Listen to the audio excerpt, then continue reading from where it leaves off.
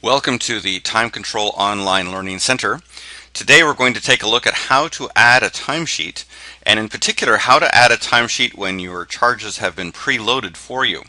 I've logged in here as Gail Robinson, and her timesheet is defined to start in the TimeControl dashboard area. But to start a timesheet, she can go to the Timesheet tab or click on the Timesheet menu selection. And from here, she may start in different places. We've started with the timesheet list, but adding a timesheet means just going to the plus sign with a timesheet, add a timesheet, and Gail gets a calendar with the next probable date for her timesheet. She can list missing timesheets by clicking on the Missing Timesheet tab. She can copy from a previous posted timesheet right from here. But we'll just take the default to take the next likely date. And Gail's timesheet now gets populated with charges that have been preloaded either by the administrator or by herself for charges that she might be responsible for doing.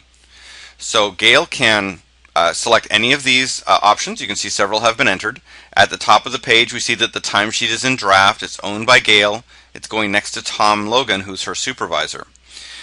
Gail can take any of these items and say, well, let me just expand these a little bit to see some more information. All right, well that's good. I can even remove some of these fields by clicking on the options area and saying I don't need the project description really, and I'm not going to take the user area either. Let me just change my screen, and so now those fields disappear, and we get more area for other fields.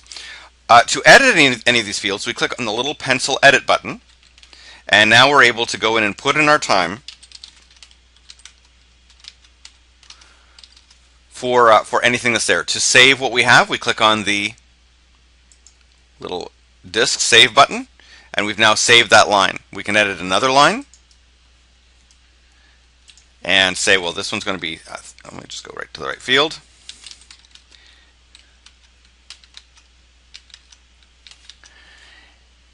And save that. And let's go to the last meeting here for last area for internal meetings, and we'll add some remaining time to fill in our timesheet and say that is now complete also.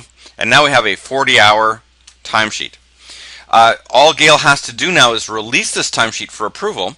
If this was linked to a project management system, she could put in the estimate to complete for each of these lines, but this is optional, and we could save this and come back to it later. But if we're done with the timesheet, then we can release this for approval to Tom Logan. In the background, TimeControl checks all of the possible validation rules for this data. And at the top, we see the owner of this timesheet is now Tom Logan. Gail had it last, and where it's going to from here is posting.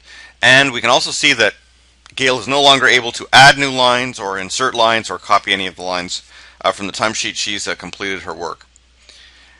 There are other options in the timesheet. We could have added notes. We could see additional information for each of these charges, such as information that would come from the charge table, showing us perhaps whether this was billable information or not, from the activity table if this came from a project management tool. But really for Gail, she's done her timesheet, she's completed that work, and she can print it or she can move on with the rest of her day.